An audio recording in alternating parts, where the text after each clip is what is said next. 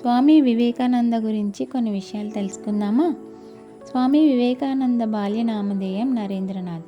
కుటుంబ సభ్యులు అతన్ని ఆప్యాయంగా నరేన్ అని పిలిచేవారు.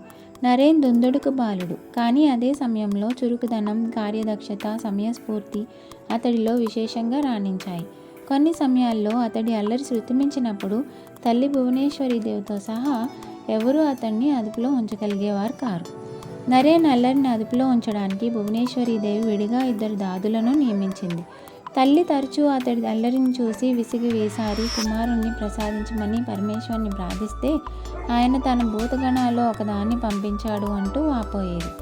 ఒక్కోసారి తల్లి, ఇలా చూడు నరేన్, అల్లరి మానకపోతే పరమేశ్వరుడు నిన్ను కైలాసానికి రానివ్వడు అని ఉత్తుత్తిగా బెదిరించినప్పుడు అతడి అల్లరి టక్కును మాయమయ్యేది. కొన్ని సమయాల్లో ఈ యుక్తి కూడా నిష్ఫలమయ్యేది.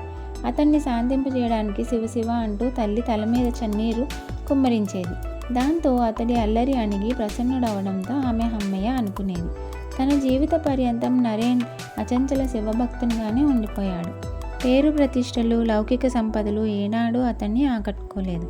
నిరాడంబరత అతడి స్వభావంలో మకుటమాయంగా విరాజిల్లింది. బాలుడుగా నరేన్లో మొండి వైఖరి కనిపించినప్పటికీ అతడి హృదయం పువ్వు రేకు వంటి సుత్తుమెత్తనిది. అన్ని ప్రాణుల పట్ల, భగవంతుని సృష్టి పట్ల నరేన్కు ఎనలేని మక్కువ, ఆదరణ.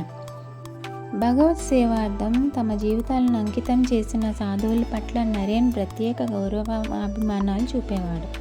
సహాయం అవసరమైన వారి పట్ల దయ వహించి వారికి సహాయకారిగా ఉండడం నరేన్ నైజం. ఎవరైనా సాధువు తారసపడినప్పుడు తన వద్ద ఉన్నది ఏదో ఒకటి తక్షణమే అతడు దానం చేసేవాడు.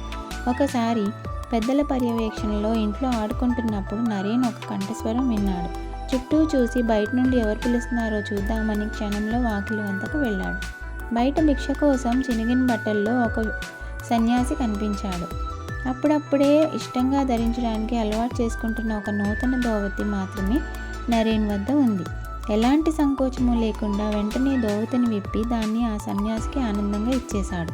కానీ ఈ సంఘటన అనంతరం పెద్దలు అతన్ని అప్రమత్తంగా ఒక కంట కనిపెట్టసాగారు. ఒక సన్యాసి కానీ లేదా భిక్షకుడు కానీ ఇంటి వాకిలి వద్ద కనపడగానే వారు నరేన్కు టక్కును మేడ మీద గదిలో పెట్టి గదికి తాళం వేసేవారు. అప్పటికీ అతడి దానగుణాన్ని అరికట్టలేకపోయేవారు. కిటికీ గుండా చేతికి అందిన వస్తువును నరేన్ భిక్షగాడి వైపు విసిరి వేసేవాడు. ఏ పువ్వు అయినా తన సువాసన చుట్టూ ఉన్న జనులను భేదభావంతో అందిస్తుందా?